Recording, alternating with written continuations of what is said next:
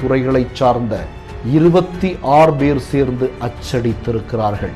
பின்னர் பண மதிப்பிழப்பு நடவடிக்கையை அறிவித்த பின் பெரிய பெரிய முதலாளிகளிடமிருந்து கருப்பு பணத்தை எல்லாம் வாங்கி கொண்டு வெளிநாடுகளில் அச்சடித்த புதிய 2000 ரூபாய் நோட்டுகளை வழங்கி இருக்கிறார்கள். இப்படியாக குறைந்தபட்சம் 3 லட்சம் கோடி பணத்தை கைமாற்றினோம் என்று இந்த சதிகளில் முக்கிய பங்காளியாகி இருந்த இந்திய உளவுத்துறையான ரா அமைப்பை சேர்ந்த ராகில் ரத்னேக்கர் என்பவர் ஒப்புதல் வாக்குமூலம் கொடுத்திருக்கிறார்.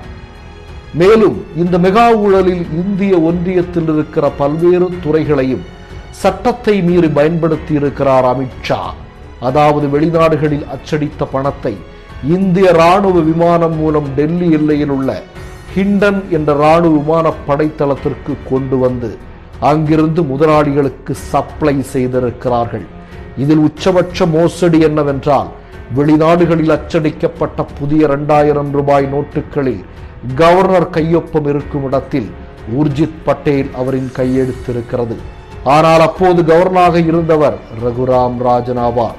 உர்ஜித் பட்டேல் பதவியேற்றதே செப்டம்பர் 4, 2016 அன்றுதான்.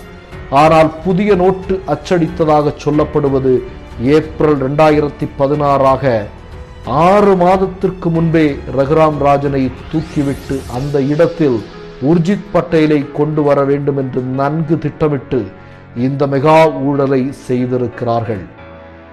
அதற்கேற்றார் போல நவம்பர் 8, 2016 அன்று புதிய கவர்னர் பண மதிப்பிழப்பு நடவடிக்கைக்கு ஆதரவு தெரிவித்தார்.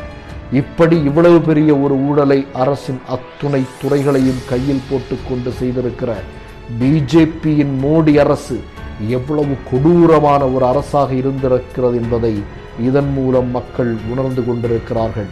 இதே கும்பல்தான் இன்று மீண்டும் நம்மை ஆள்வதற்கு ஆரவாரம் போட்டுக்கொண்டு வருகிறது. முடிவு மக்களின் கையில்.